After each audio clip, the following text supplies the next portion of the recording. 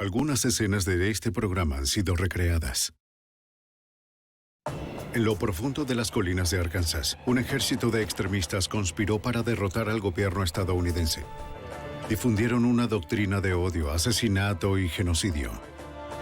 Provocaron incursiones de muerte en iglesias y sinagogas, bombardeos en servicios públicos y el asesinato de un soldado del Estado. Los agentes federales deben desmantelar a los renegados radicales sin incitar una guerra sangrienta.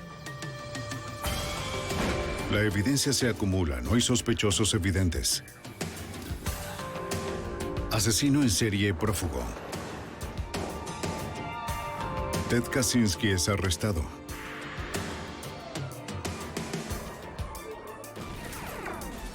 Fugitivo aún prófugo. Los archivos del FBI. En 1984, un trágico asesinato llevó a los agentes al aterrador mundo del terrorismo. La policía se comprometió a desmantelar la violenta facción que se atribuyó la responsabilidad. Soy Jim Kallstrom, exdirector del FBI en Nueva York. El grupo radical tenía una doctrina de limpieza racial y ataque contra las libertades básicas. La búsqueda de justicia del FBI se degeneró en un enfrentamiento brutal contra terroristas impulsados por el odio. La hermandad del odio. Junio de 1984. Condado Sevier, Arkansas. Una zona rural a lo largo de la frontera de Oklahoma. Winona Bryan conduce al sur por la autopista 71. Winona es maestra en una escuela local. Viaja con su hijo y su sobrino para reunirse con su esposo para almorzar. Su nombre es Louis Bryan, un patrullero de la policía de Arkansas. Patrulla esta sección de la vía. En medio del camino, Winona observa una patrulla en un lado de la carretera. Ella reconoce el número de identificación. Es el auto de papá. No ve a Louis en ninguna parte. Algo está mal. Winona les dice a los niños que no salgan del auto. ¡No salgan del auto!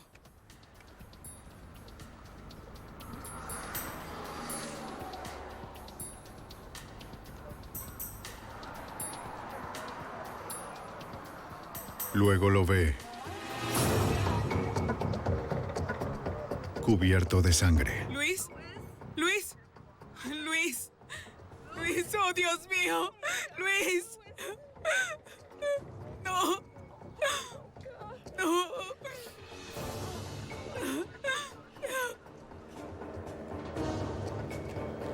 Winona lucha por mantener la calma mientras utiliza la radio para pedir ayuda. ¡Oficial caído! ¡Oficial caído! ¡Necesito ayuda! ¡Oficial caído! ¡Ayuda! Le dice a la operadora que Louis está inconsciente. Al parecer le han disparado. ¡Por favor, envíen a alguien! ¡Le han disparado! ¡Por favor!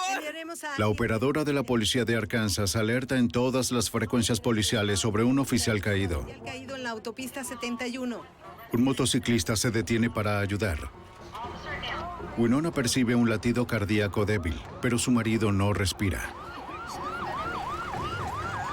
Administra RCP hasta que llegan las autoridades del condado.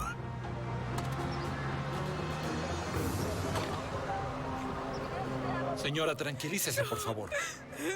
Necesito refuerzos. Necesito refuerzos. Los paramédicos llevan rápidamente a Bryan a un hospital cercano, donde lo declaran muerto. El patrullero Louis Bryan era un respetado veterano de la policía del estado de Arkansas. Deja a su esposa Winona y a sus 2 hijos.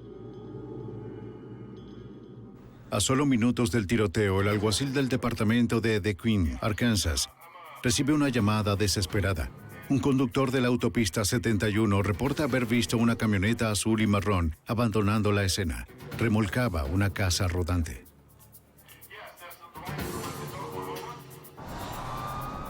La policía de Broken Bow, Oklahoma, avista la camioneta conduciendo hacia el oeste. El conductor se rehúsa a detenerse, pero la policía forzosamente lo hace a un lado en la vía. Cuando los oficiales abordan la camioneta, el conductor saca un rifle y comienza a disparar.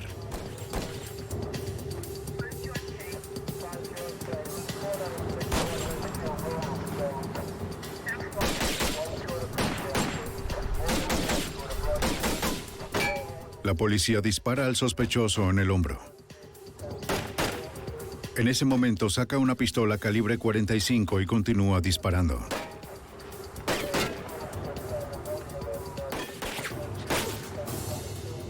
Los oficiales le disparan 4 veces más. Finalmente, logran hacerlo caer. ¡No te muevas! ¡Las manos! ¡Muestra las manos ahora!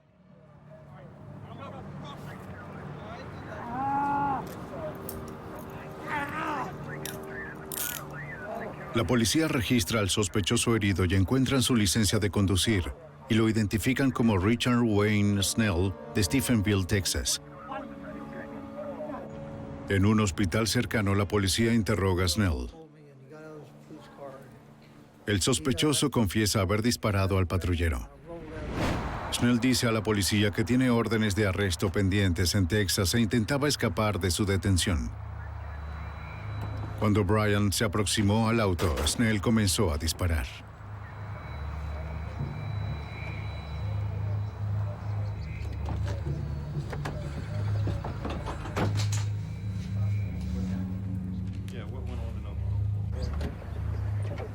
Agentes de la Oficina de Investigación del Estado de Oklahoma revisan la camioneta de Snell.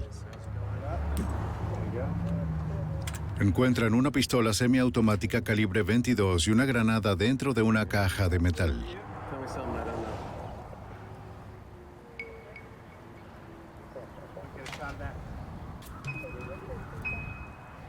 También encuentran cables sospechosos conectados a la parte inferior de la columna del volante que conduce a la ventilación del aire acondicionado. Chicos, tenemos cables sospechosos. Temen que la camioneta sea una trampa.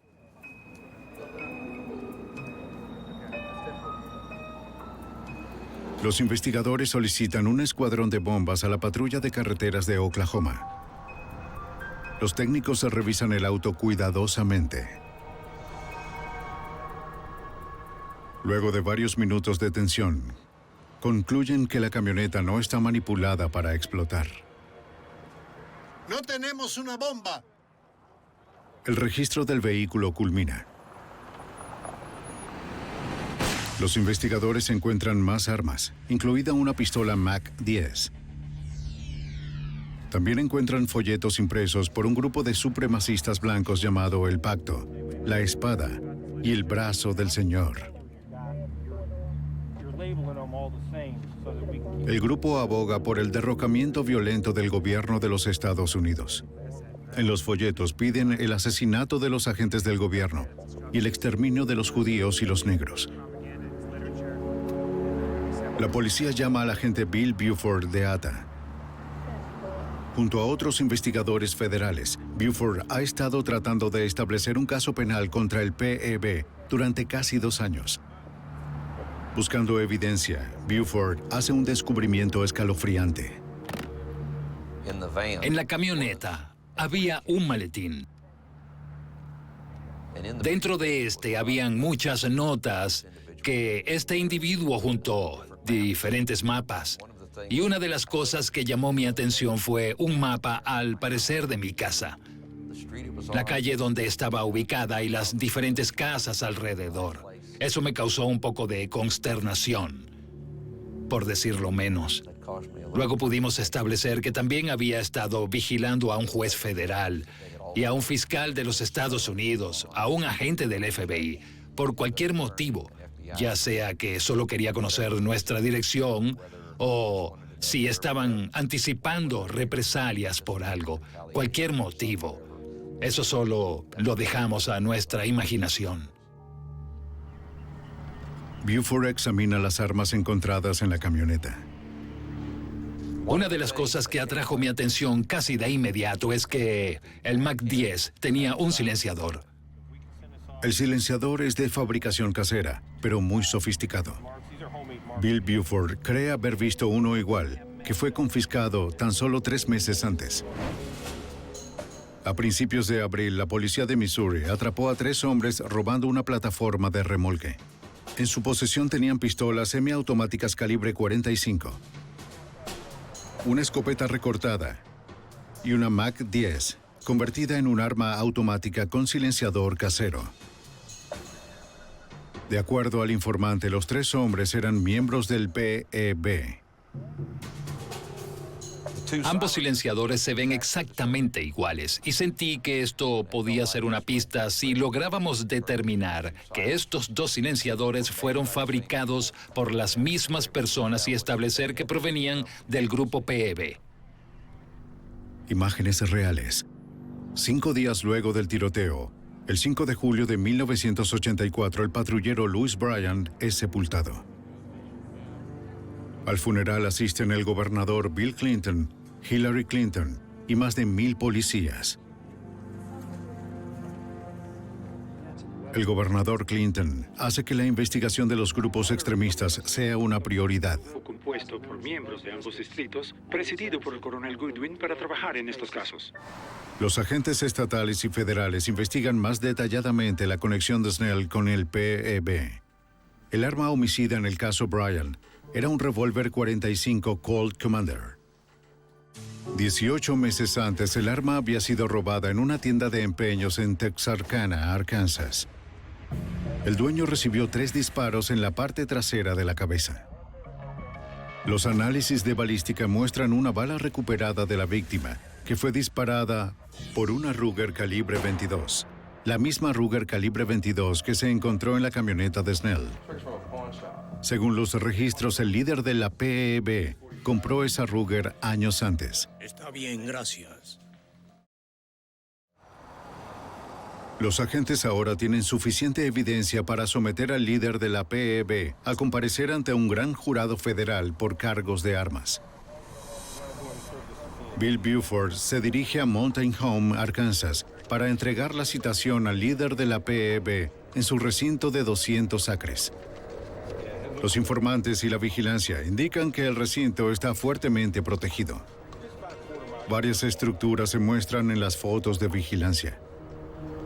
Los agentes saben que el recinto está habitado por el líder de la PEB y aproximadamente 65 hombres, mujeres y niños. No saben mucho más. Los investigadores de la ATA tenían conocimiento sobre la PEB hace varios años. La organización había evolucionado de un grupo religioso a una milicia violenta de derecha. Cuando la ATA comenzó a pensar que esto realmente era más que un grupo de estudio bíblico, fue ahí cuando fuimos conscientes de la gran cantidad de organizaciones de derecha que venían haciendo su entrenamiento militar allí. Según los informantes, grupos extremistas como la Nación Aria, el Posse Comitatus y la Orden visitaban frecuentemente el recinto.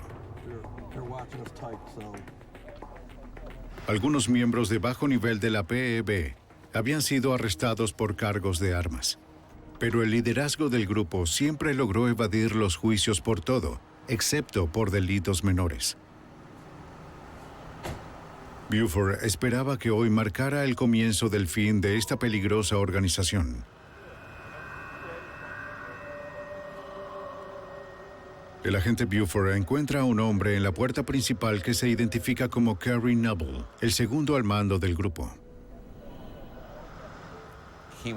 Entró al recinto y poco tiempo después regresó y dijo: bien, el líder del grupo se reunirá con usted, pero solo con usted. Además, debe ir desarmado y debo registrarlo para asegurarme de eso. Buford se compromete a entregar su arma a otro agente de la ATA. Permite que el hombre lo registre. Sabe que entrar al recinto solo y desarmado es peligroso, pero no hay otra alternativa. Si una de las personas que trabajaba para mí o uno de los agentes bajo mi supervisión hubiera querido entrar, no lo habría permitido, pero en ese momento parecía lo correcto. Lo que está en juego es demasiado alto. El grupo es muy peligroso. Buford necesita demostrar a la PEB que los agentes federales no se dejarían intimidar.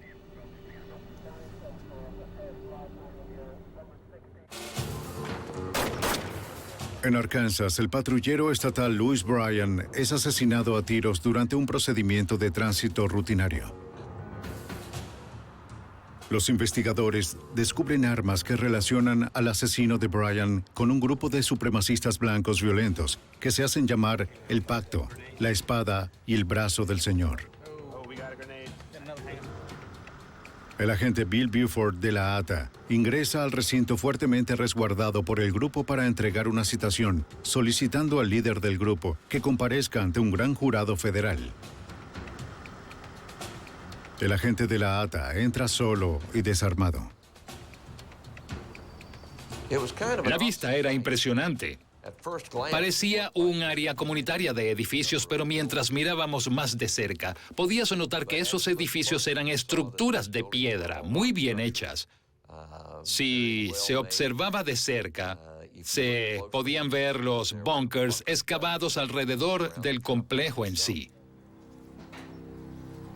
Buford confronta al líder de la PEB cara a cara.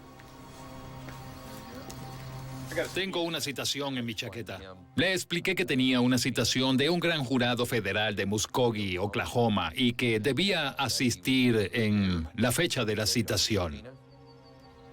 La citación es con relación a las armas involucradas en el asesinato de un patrullero del estado. Los investigadores han rastreado algunas de las armas hasta la PEB. Me preguntó si iba a ser arrestado. Le aseguré que esto solo se trataba de comparecer ante el jurado. No había una orden de arresto y no iba a ser arrestado. El líder tomó la citación. Sus hombres escoltan a Buford fuera del recinto. Cuando el líder de la PEB eventualmente aparece ante el gran jurado, niega conocer a Richard Wayne Snell, el hombre que confesó el asesinato del patrullero Louis Bryan. También afirma que desconoce cómo las armas rastreadas terminaron en posesión de Snell.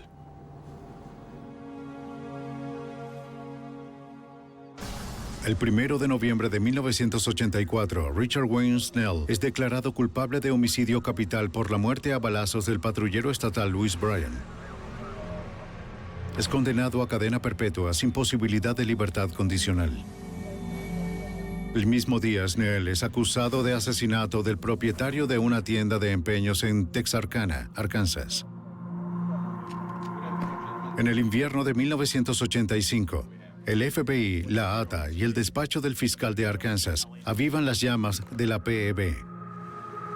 El agente especial del FBI, Jack Knox, consigue un informante clave que afirma que PEB está involucrada en actos de terrorismo doméstico. Describió algo denominado viajes por carretera, en los cuales él y otros 2 miembros de la PEB fueron asignados por el líder para buscar negocios o establecimientos para saquear negocios judíos que podrían atacar. Según el informante, 2 años antes del asesinato del patrullero del estado de Arkansas, varios miembros de la PEB habían incendiado un centro comunitario judío en Bloomington, Indiana.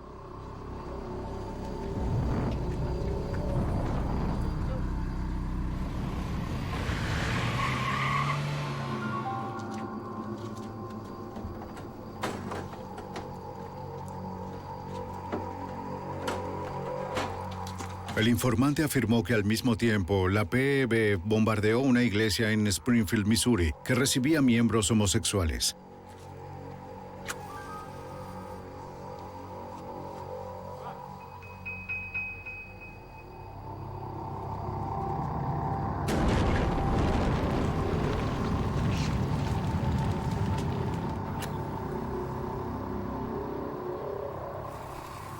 También afirmó que 3 meses después, la PEB intentó bombardear un importante gasoducto de gas natural en Fulton, Arkansas, para interrumpir el suministro en todo el Medio Oeste.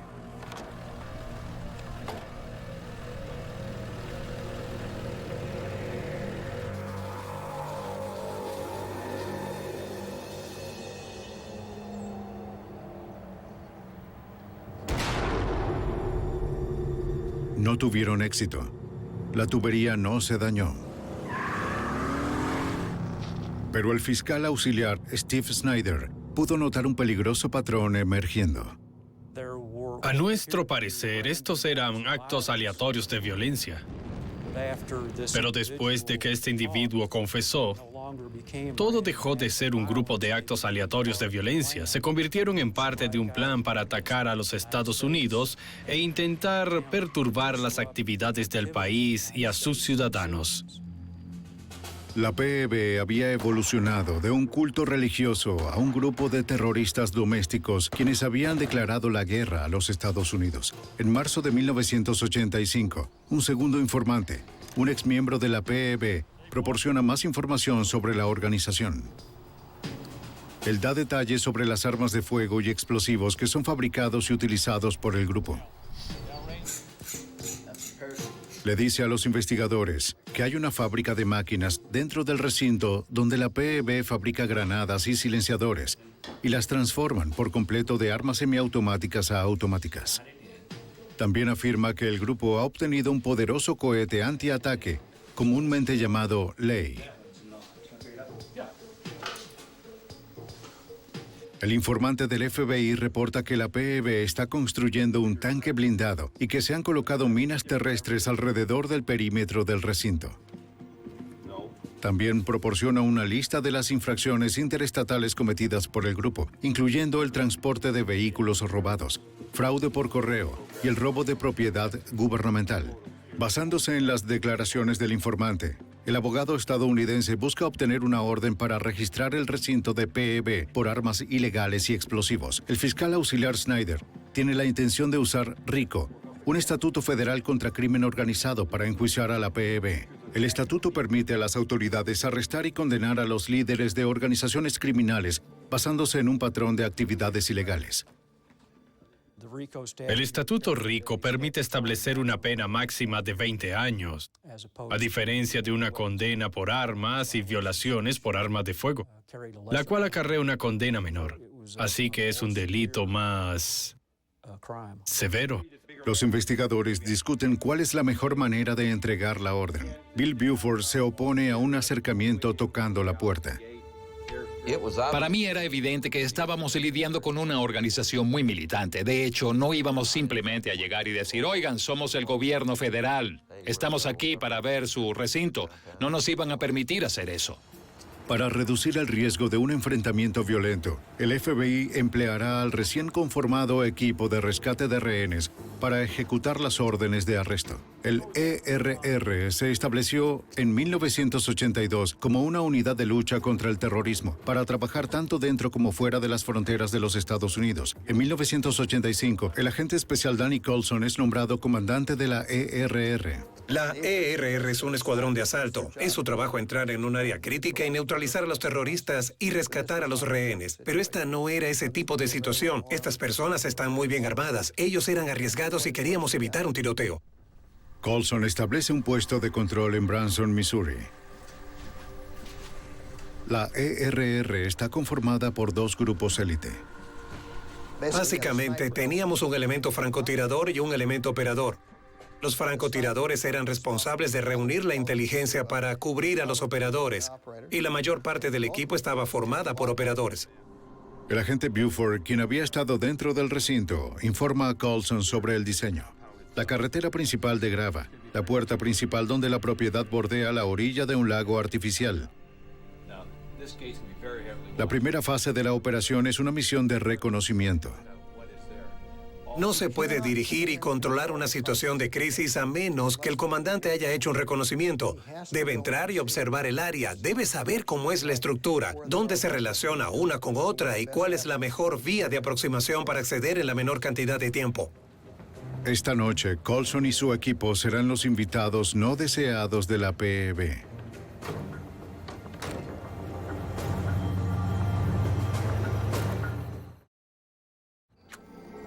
En Arkansas, las autoridades locales y federales creen que un grupo extremista está involucrado en terrorismo doméstico. Se hacen llamar la PEB, el pacto, la espada y el brazo del Señor. El escuadrón de rescate del FBI se prepara para entrar al recinto fuertemente asegurado. El comandante del ERR, Danny Coulson, le proporciona al equipo el reconocimiento antes de entrar.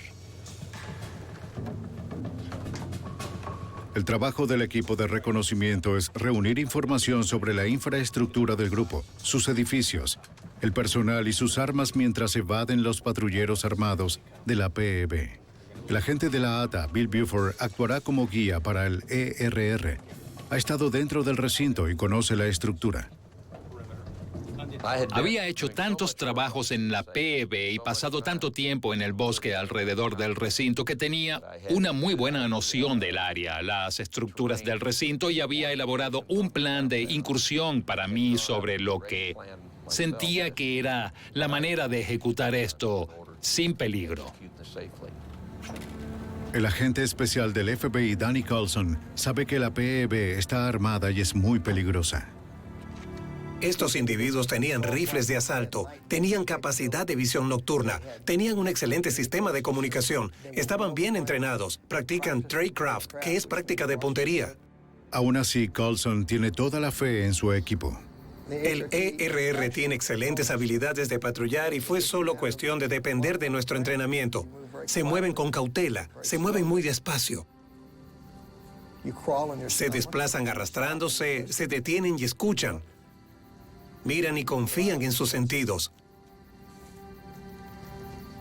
Enviaremos a una persona al punto. Él va a registrar la zona y observarlo con equipos de imagen térmica. Va a escuchar el sonido del bosque. Si algo interrumpe eso, sabrá que hay alguien que no debe estar ahí. El equipo divisa guardias de la PEB patrullando el recinto.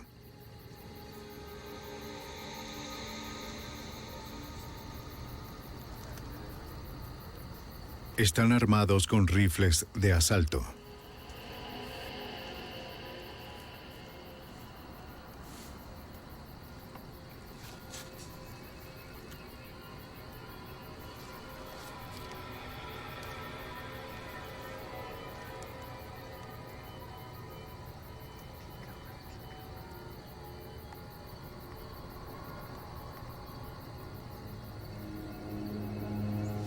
Finalmente nos indicó que era seguro y trasladamos al resto de la patrulla.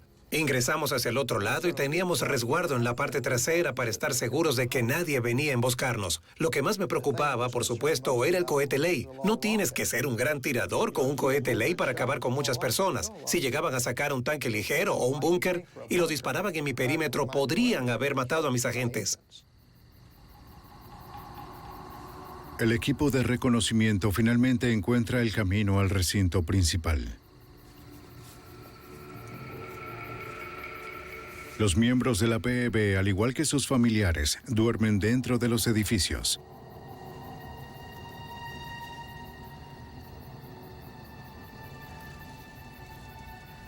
El líder del equipo de asalto necesitaba saber cómo se veían las estructuras en caso de que tuviéramos que penetrar en ellos. Así que existe la posibilidad de que pueda haber un pacto suicida entre esas personas. Podrían comenzar asesinando a los niños. Eso ha sucedido antes. Así que debíamos estar preparados para entrar, ser rápidos y salvar vidas inocentes. Gracias a la misión de reconocimiento, Coulson sabe exactamente cómo es la distribución del recinto y lo que debe hacerse. Bien, lo que el reconocimiento realmente enfatizó fue que no queríamos agredir a estos chicos. Haríamos lo que tuviéramos que hacer, pero ocasionaría una gran pérdida de vidas de su lado y probablemente del nuestro. El recinto ocupa 200 acres de tierra. Si Coulson espera resolver esto sin derramamiento de sangre, necesitaría muchos más hombres. Después de ver la extensión que ocupaba la estructura, sabía que 50 hombres no eran suficientes. Coulson pide 200 agentes del FBI adicionales a las oficinas de todo el país. Necesita esconderlos en la pequeña comunidad sin alterar a la PEB. Sabiendo que Mountain Home, Arkansas, es famosa por la pesca deportiva, los agentes del FBI se disfrazan de pescadores. Se registran en los campamentos de pesca ubicados a lo largo del río. El plan era utilizar barcos pesqueros para acercarse al recinto en su punto más débil, desde el lago. Mientras los agentes se preparan para trasladarse al recinto, Coulson informa al agente especial Clint Van Sant de la unidad de negociación de rehenes del FBI. Tienes cerca de 5 opciones en cualquier tipo de situación. Puedes contener, aislar y negociar.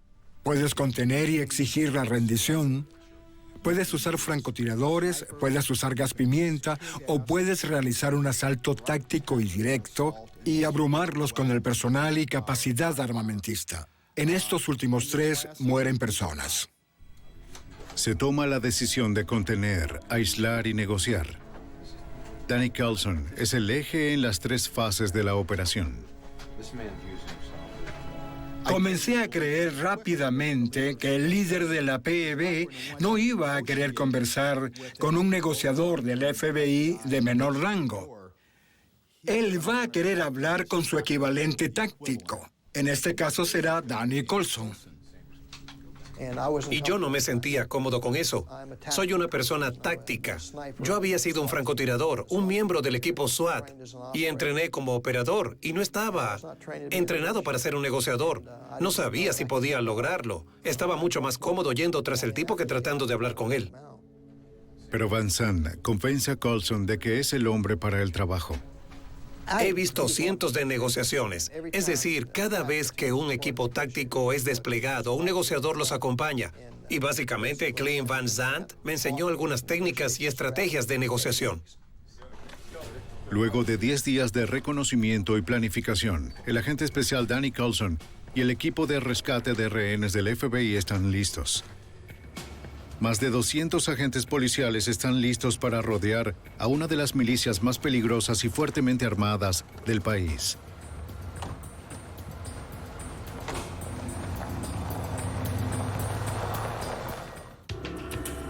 En 1985, el FBI se acerca a la PEB, una organización paramilitar en Arkansas. Miembros del grupo son sospechosos de terrorismo doméstico y homicidio.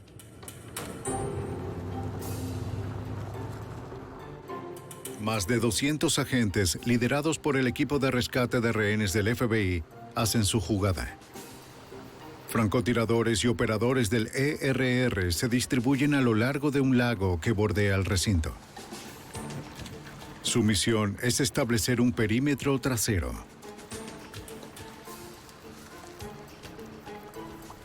Unidades del ERR adicionales se encuentran en el bosque, flanqueando el recinto principal.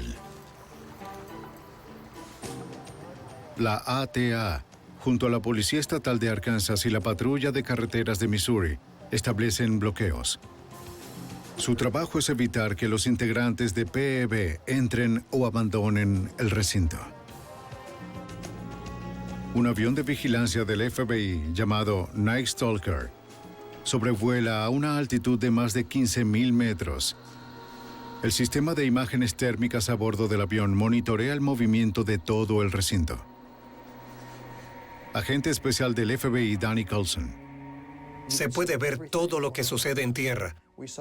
Vimos personas de PEB de pie y hablando entre sí en pequeños grupos alrededor del recinto.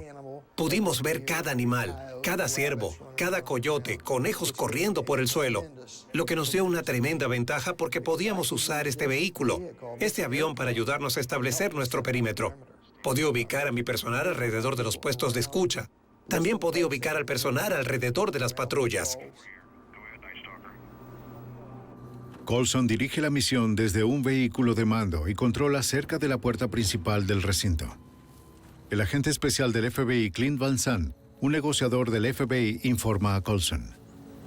Era muy prudente ir de noche y hacerlos despertar la mañana siguiente y descubrir que nos aproximamos a ellos sin alertarlos. Pudimos llevar la situación al límite, pero no lo hicimos porque queríamos resolverlo de forma pacífica.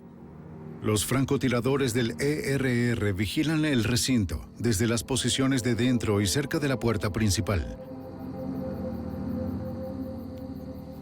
Dentro de 10 minutos informan que 2 hombres están saliendo del recinto y acercándose a su posición. Tirador 1 a comando. Copiado. Instrucciones, por favor. Individuos acercándose a la puerta del recinto, en espera de instrucciones. Me comuniqué de nuevo y le pregunté, ¿saben que estás ahí? Me dijo, no nos han visto aún. El francotirador le dice a Coulson que uno de los hombres tiene un rifle de asalto. El otro tiene una pistola. Los individuos se acercan al puesto. Coulson les indica a sus hombres que confronten a los guardias de la PEB. Les dije, le dan la orden, le gritan y les dicen que son el FBI. ¿Me copian? Diles que vuelvan al recinto. El mensaje que eso envía es, podríamos atraparte. Pero elegimos no hacerlo. Básicamente, estamos aquí como una fuerza, pero venimos en paz. FBI, regresen al recinto, ahora. FBI, regresen al recinto ahora. Ahora. Regresen ahora. Quería que adquirieran el hábito de seguir mis órdenes o las de mi equipo y mostrarles que no estábamos allí para hacerles daño.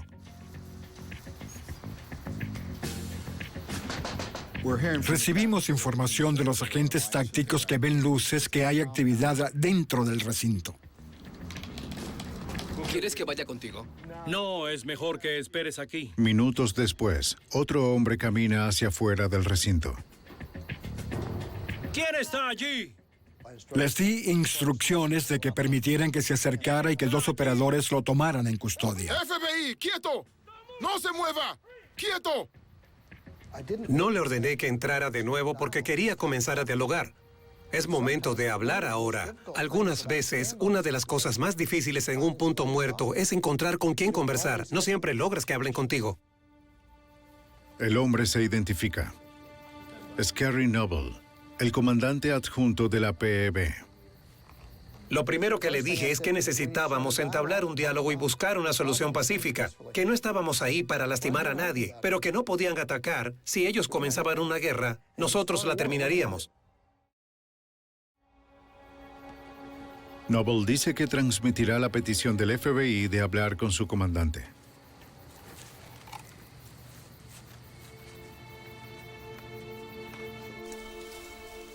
Al amanecer, agentes federales y policía local han rodeado por completo el recinto. Los medios de comunicación de alguna manera descubren la historia y se reúnen a lo largo de los accesos. Los agentes establecen una línea telefónica directa al recinto. Poco tiempo después, el agente Coulson recibe una llamada.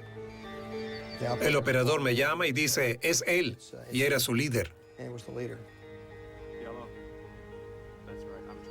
Y básicamente dije lo mismo que le habían dicho a su adjunto. Somos el FBI, mi nombre es Danny Coulson, tenemos una orden de arresto en su contra. El líder acepta salir a hablar con una condición: que no va a ser arrestado. De lo contrario, su gente iniciará una batalla. Coulson acepta su condición. Tiene 5 minutos. Van Zandt prepara a Coulson para la reunión. Como experto en ciencias del comportamiento, Van Zandt cree que el líder solo responderá a otro comandante. Como comandante militar le dije que no podía llevar un arma larga o un rifle para este tipo de reuniones, pero sí sus pistolas 9 milímetros. Así se podrían satisfacer sus expectativas de cómo debe ser el comandante táctico del FBI. Estaría más dispuesto a dialogar, más dispuesto a negociar. Coulson se aproxima a la puerta principal. Siempre debes demostrar que estás a cargo, pero también debes lograr hacerlo salir. Debes hacerlo hablar. No es solo acercarte y darle órdenes, debes hacer que hable contigo. La tensión se acumula para una posible confrontación violenta. Los francotiradores del FBI enfocan su mirada en el líder de la PEB y sus guardias. Y debes entender que este es un hombre que pensó que éramos literalmente el diablo. Así que tratar de crear un vínculo de confianza en la vía con 2 ejércitos enfrentándose entre sí, con una impresionante potencia armada, es algo muy difícil de hacer. Coulson le dice al líder de la PEB que el FBI está ahí para confiscar granadas, rifles de asalto, el cohete antitanque Slay y todas las armas ilegales almacenadas en el recinto. Realmente no describí las fuerzas. Solo dije que estábamos ahí. Hemos estado aquí. Sabemos lo que ocurre aquí.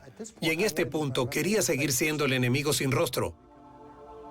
Lo que recibí de él fue diálogo, que es lo más importante. Pero lo que no obtuve fue la rendición. No estuvo de acuerdo con nada. Solo estaba de acuerdo en volver y entrar y orar al respecto. Bien, respeto eso.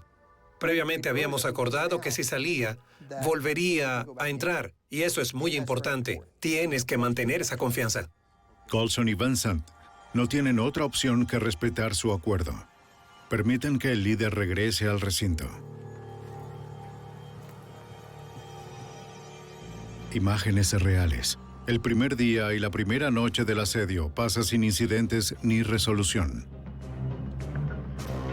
El segundo día del asedio, el comandante de la PEB solicita otra reunión. Esta vez aparece vestido con ropa de batalla. El cambio de su ropa es algo importante. Cuando el líder de la PEB usa ropa táctica, está tomando en serio la presencia de un comandante táctico. El líder de la PEB le dice a Coulson que hay personas dentro del recinto que están preparadas para hacer un asalto. Mi paciencia se estaba agotando en ese momento. Y le dije, ¿contra quién vas a luchar? ¿No nos has visto?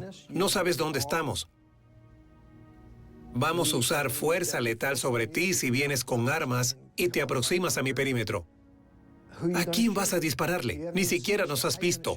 ¿Cómo vas a hacer para dispararnos? Es como luchar con fantasmas sin saber quién te dispara. Ahora entra allí y convéncelos de salir ahora mismo. El líder le dice a Coulson que está listo para salir, pero no puede controlar a todos dentro del recinto. Y me dijo, necesito ayuda. Hay un hombre que es nuestro guía espiritual y necesito sus consejos y su ayuda para convencer a estas personas de salir de allí. Le dije, ¿quién es? Respondió, es Robert Millar. Robert Millar es una figura muy conocida en el mundo secreto de los extremistas de derecha. Es una solicitud inusual, pero para Van Sant es un punto de inflexión en la negociación. Esta situación iba a ser resuelta con las balas o se iba a resolver por la confianza. ¿Balas o confianza? ¿Cuál será la elección? Para Coulson es el momento de la verdad. Él sabe que si el tiroteo comienza, no se puede saber cuándo terminará.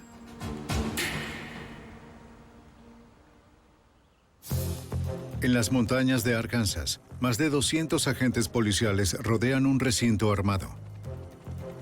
En el interior hay un grupo de violentos extremistas de derecha, el Pacto, la Espada y el Brazo del Señor. El líder de la PEB solicita ver a Robert Millar, su guía espiritual. El agente especial del FBI, Danny Coulson, decide usar a Millar para ayudar a convencer a los miembros de la PEB de abandonar el recinto. Esto va totalmente contra las políticas del FBI. Traer a un cómplice a una negociación de una situación de crisis no solo para negociar, sino para acceder al recinto. Y pensé que valía la pena dado el riesgo tan grande al que nos enfrentábamos. El FBI trae a Millar desde Oklahoma. El agente especial Clint Van Sant intenta convencer a Millar que lo mejor para los intereses del grupo sería ayudar a poner fin al enfrentamiento. Le dije, si eres capaz de hacer esto, si eres capaz de resolver esto pacíficamente, serás conocido como el pacificador de tu movimiento. Le dije, no digo esto para agradarte, lo digo para que entiendas que tienes mucho en juego y podías notar que lo estaba pensando. Fue en ese momento que pensé que se había puesto de nuestro lado. Está de nuestro lado, va a hacerlo. Eran todas nuestras fichas. Decíamos, vamos a apostar por este hombre que va a transmitirles el mensaje que Danny, yo y todos los demás hemos estado intentando entregar los últimos 4 días. Ahora, él va a cerrar el trato.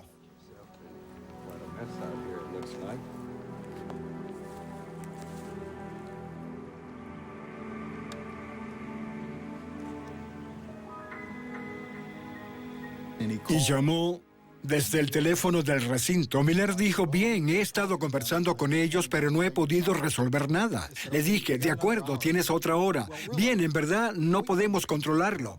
¿Qué es lo que vamos a hacer? ¿Entrar y tomarlo por el cuello y sacarlo por la fuerza del recinto donde había 50 personas armadas? Entonces, debe ser muy cuidadoso de no decir, vas a salir de ahí porque entonces habría sido evidente que éramos un traje vacío, un tigre de papel, y no podíamos permitir que eso sucediera, así que debía ser así. Realmente te necesito fuera de allí en 1 hora. Llamó 1 hora después y dijo, necesito más tiempo con estos chicos. Creo que puedo lograrlo, estoy cerca de convencerlos, pero necesito más tiempo. Y comenzamos a pensar que quizá podría pasar toda la noche ahí dentro. En la mañana del 22 de abril, el día 4 del asedio, Millar y los líderes de la PEB abandonan el recinto. Por primera vez, desde el comienzo del punto muerto, no hay hombres armados junto al líder. Salieron y dijeron, tenemos un acuerdo para rendirnos. Vamos a salir y entregaremos nuestras armas de forma pacífica. Coulson recibe las noticias con cauto optimismo. Les dije, es una gran decisión, pero necesito que entiendas que es mejor que no sea una trampa para intentar fugarse, porque no sobrevivirás. Mejor que sea una rendición. Coulson le concede al líder 15 minutos para juntar a su gente y sacarlos del recinto. Y poco después recibe un informe del equipo de francotiradores sobre su acercamiento. Están saliendo. Los francotiradores informan que visten ropa de civil. No hay armas visibles ni ropa de batalla. El asedio ha terminado. No se ha hecho un solo disparo. Era el final por el que todos habíamos orado y lo logramos.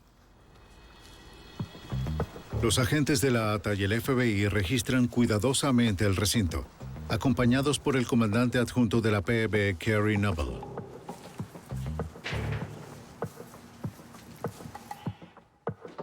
En el transcurso de varios días, recuperan cientos de armas automáticas, granadas de mano caseras y minas terrestres, así como cajas detonadoras y explosivos de plástico.